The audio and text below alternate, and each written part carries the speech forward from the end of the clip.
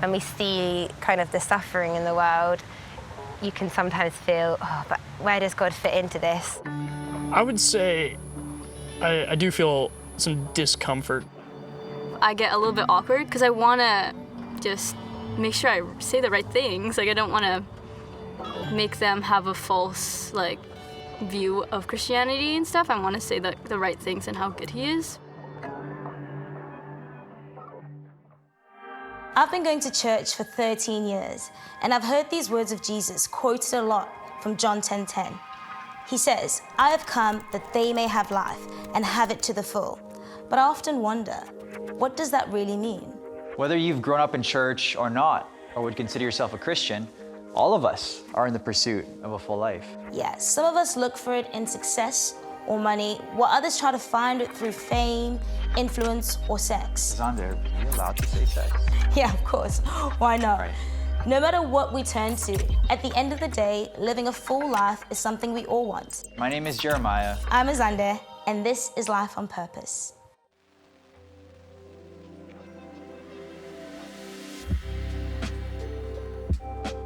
I think like happiness is like, it's defined as like a fleeting emotion. It's not permanent, it's not gonna be there, it's not gonna sustain you and fulfill you. Yeah, I mean, I could say that living life like to the fullest is basically learning from the experiences you have in life, and happiness is just something that you have at a moment, and you don't like learn that much from it as you do from experiences and stuff.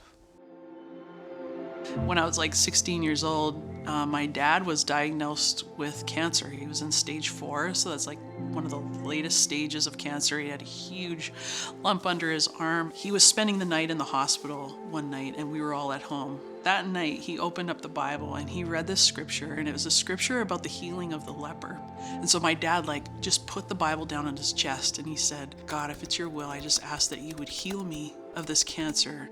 So the next day he went in for this scan that was going to look at all of the new tumors that they had found and that they knew that were there.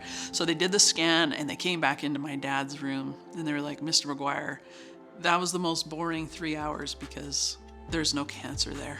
And what I realized was like all of the stories in the Bible, those aren't just 2,000 years ago. Those are now. Like, God is alive right now. Like, he didn't just live 2,000 years ago. Jesus is alive right now. He's a real person who can work miracles in our lives. Like, he can change us, and he wants to change us. He wants to heal us. He wants to restore us. Life is so valuable that it deserves to have some purpose. You know, it deserves to be lived in a way that's intentional, and that we're going after something. Like, there's this great big life full of adventure and joy and glory and beauty and truth and goodness and all of that we get to experience. I don't know about you, but for me, I just want to get after it. I want to experience all that life has to offer, all that God has to offer us in this life. And I think it takes some purpose and intentionality to do that.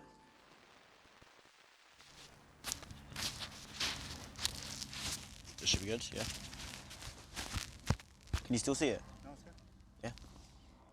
Yeah. When I did become a Christian, to be honest, I was exactly the same for the first maybe couple of weeks. But then gradually, God started to make me more like him. God started to make me care for him and think, when I started sinning, God was like, "Chris, no, you don't need to do this. I am better than this sin. You don't need to look at pornography. You don't need to start lying or swearing or trying to fit in with the cool kids." Again and again and again, you might mess up, but I will still be there, and I'll still come and give you a massive hug, because that's God's character. If I was to look back like a year later, I was thinking, this is not me. Like, I'm totally different now. I have totally set of desires. I want to do what God says. I don't want to just follow what all my friends are doing. This Jesus person, he's real, and he changed my life.